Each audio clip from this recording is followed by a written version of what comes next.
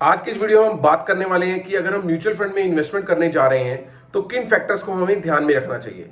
Because अगर हम इन factors को ध्यान में नहीं रखेंगे तो जो हमारी यहाँ पे इनकम जनरेट करने की पॉसिबिलिटीज हैं उस पर इसका कहीं ना कहीं इंपैक्ट पड़ता है। तो फ्रेंड्स, देर ना करते हुए अपने वीडियो को स्टार्ट करते हैं। मैं हूं दीपक और आप सबका स्वागत है एक बार फिर से आपके अपने यूट्यूब चैनल बचत ज्ञान में। फ्रेंड्स, आप सबसे एक हम्बल रिक्वेस्ट है, अगर आपने अभी तक मेरा चैनल सब्सक्राइब नहीं किया है तो प्लीज चैनल को सब्सक्राइब कर लीजिए और हाँ, बेल आइकन को प्रेस करना मत भूलिएगा सो दैट मेरा कोई भी नया वीडियो आता है किसी भी फाइनेंशियल स्ट्रेटेजी से रिलेटेड तो उसका नोटिफिकेशन सबसे पहले आप लोगों को मिलता रहे।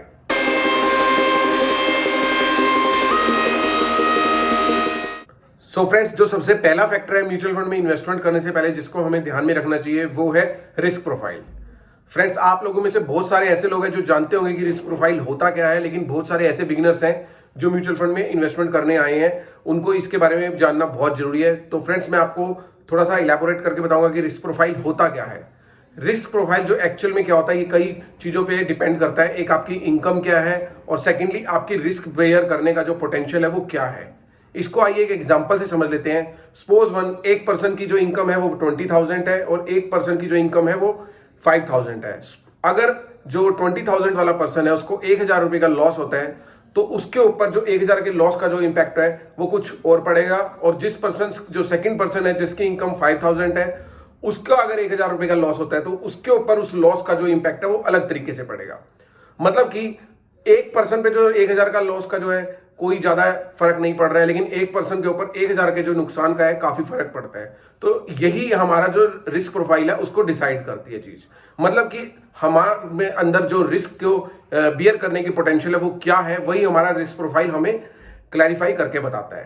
तो इसका हमें पता होना बहुत जरूरी है अगर हम म्यूचुअल फंड में इन्वेस्टमेंट करने आए हैं। बिकॉज म्यूचुअल फंड आप लोग जानते ही होंगे, यहाँ पे किसी भी चीज की कोई भी आपको फिक्स्ड इनकम डिसाइडेड नहीं है, कोई भी चीज फिक्स्ड नहीं है। यहाँ पे हर चीज वॉलेटाइल है। मतलब कि यहाँ पे जो ग्रोथ होनी है वो डिपेंड करती है मार्केट पे, और मार्केट ऑलवेज वर्सेटाइल रहती है, वो बदलती रहती है, वो कभी भी एक सिंगल लाइन की तरह नहीं चलती, वो जिगजैग फॉर्मेट पे चलती है। तो हमें सबसे पहले यहाँ पे अगर हम म्यूचुअल फंड में इन्वेस्टमेंट करने आए हैं तो अपने रिस्क प्रोफाइल का पता होना बहुत जरूरी है। उसके बाद ही हमें यहाँ पे अपनी इन्वेस्टमेंट करनी चाहिए। तो फ्रेंड्स, ये तो था पहला फैक्टर जिसको हमें माइंड में रखना चाहिए यहाँ पे इन्वेस्टमेंट करने से पहले। आइए फ्रेंड्स, अब बात कर लेते हैं सेकंड फैक्टर की। जो सेकंड फैक्टर है वो है टेन्योर।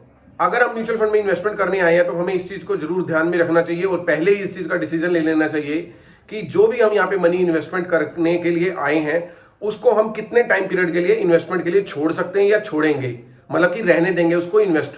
तो इसको डिसीजन जो है उसको हमें पहले ही ले लेना चाहिए। बिकॉज अगर हम यहाँ पे शॉर्ट टर्म के लिए इन्वेस्टमेंट के लिए म्यूचुअल फंड में आए हैं तो वो हमारा जो डिसीजन है वो काफी रॉन्ग है। बिकॉज यहाँ पे इनकम जनरेट करने के लिए हमें लॉन्ग टाइम तक यहाँ पे इन्वेस्टेड रहना बहुत जरूरी है। बिकॉज तभी हम यहाँ से इनकम जनरेट कर सकते हैं। बिकॉज अगर आप म्यूचुअल फंड में इन्वेस्टमेंट करते हो तो आपको पता ही होगा यहाँ पे कई टाइप्स की कैटेगरी है। Small cap mutual funds, large cap, mid cap, flexi cap, और हर किसी जो टाइप्स के म्यूचुअल फंड्स हैं उनका जो इनकम जनरेट करने का वे है वो डिफरेंट डिफरेंट है। कुछ बहुत ज्यादा रिस्की है, कुछ थोड़े कम रिस्की हैं, लेकिन वहां पे इनकम भी उसके अकॉर्डिंग कम है। तो इस चीज की भी आपको नॉलेज होनी बहुत जरूरी है। अगर हम यहाँ पे इन चीजों को ज्यादा डेप्थ में जानने लगेंगे कि लार्ज कैप क्या होता है, मिड कैप क्या होता है, तो ये वीडियो काफी लंबा हो जाएगा। इसके लिए मैंने एक सेपरेट वीडियो बनाया हुआ है, उसका मैं लिंक आपको आई बटन में दे दूंगा। उस चीज की भी नॉलेज होना आपको बहुत जरूरी है अगर आप म्यूचुअल फंड में इन्वेस्टमेंट करने आए हैं तो मैक्सिमम आपका इस चीज पे जोर होना चाहिए। अगर आप म्यूचुअल फंड में इन्वेस्टमेंट करने आए हैं तो आपको कम से कम 5 to 7 ईयर्स का यहाँ पे लॉक इन पीरियड जरूर देना चाहिए। मतलब कि यहाँ पे 5 to 7 ईयर्स तक आप इन्वेस्टेड जरूर रहें, तभी आप यहाँ से अच्छी इनकम जनरेट कर सकते हैं। तो आइए फ्रेंड्स, अब जान लेते हैं थर्ड फैक्टर के बारे में। जो हमारा थर्ड फैक्टर है जिसको ध्यान में रखना चाहिए म्यूचुअल फंड में इन्वेस्टमेंट करने से पहले, वो है मनी। जो यहाँ पे हम इन्वेस्टमेंट करने वाले हैं वो हमारी एक स्पेयर मनी होनी चाहिए। मतलब कि वो हमारे इमरजेंसी फंड वाला पैसा नहीं होना चाहिए।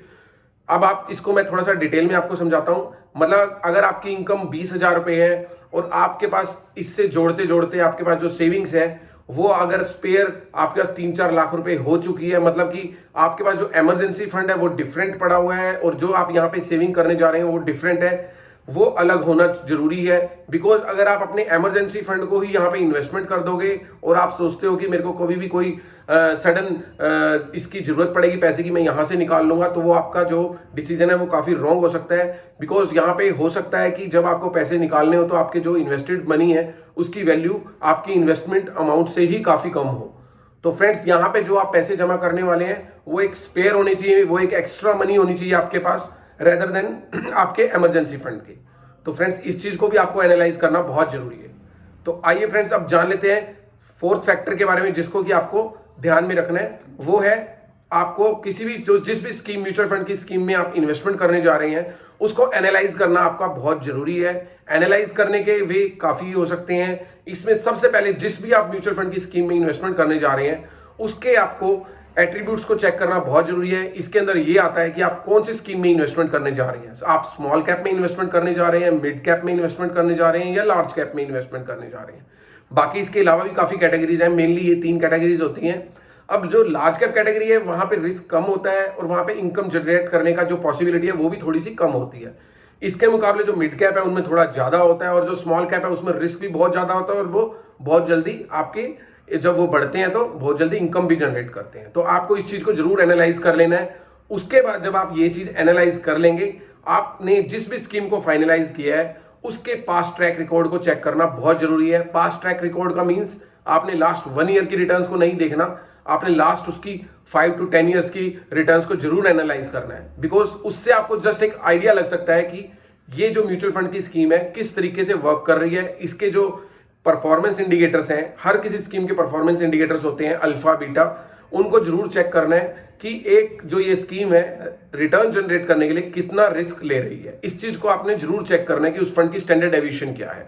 उसके बाद ही आपने फाइनलाइज करना है कि मैंने इस स्कीम में इन्वेस्टमेंट करनी है या नहीं करनी है। इसके बाद हम बात कर लेते हैं फिफ्थ फैक्टर की। फिफ्थ फैक्टर जो यहां पे है वो है mode of scheme and charges of scheme.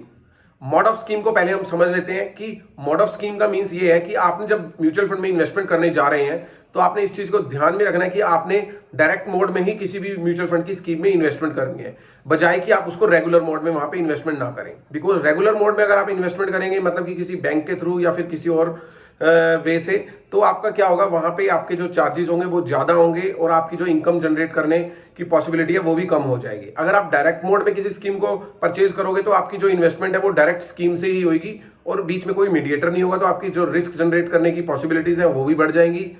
इसके बाद हम बात कर लेते हैं चार्जेस की। आप जिस भी स्कीम में इन्वेस्टमेंट करने जा रहे हैं तो आपको उस फंड के जो चार्जेस होते हैं उसको जरूर एनालाइज कर लेना है। चार्जेस का जो इंपैक्ट है काफी लॉन्ग टर्म पे अगर हम देखें तो काफी मैटर करता है। चार्जेस वो चीज होती हैं जो एक म्यूचुअल फंड स्कीम आपसे चार्ज करती है आपकी मनी को आपके बिहाफ पे इन्वेस्ट करने के। तो फ्रेंड्स अगर आप यहाँ पे इन्वेस्टमेंट करने जा रहे हैं तो आपको भी इस चीज को चेक करना बहुत जरूरी है। तो फ्रेंड्स ये था आज का वीडियो। आई थिंक सो आपको बहुत सारे आपके डाउट्स जो म्यूचुअल फंड में इन्वेस्टमेंट करने से पहले होते हैं बिगिनर्स के मन में, वो काफी हद तक क्लियर हो भी गए होंगे। तो फ्रेंड्स अगर आपको ये वीडियो अच्छा लगा हो तो प्लीज लाइक एंड शेयर करना मत भूलिएगा। और हाँ, अगर आपने अभी तक मेरा चैनल सब्सक्राइब नहीं किया है तो प्लीज चैनल को सब्सक्राइब कर लीजिए। Till the time stay invested and stay healthy.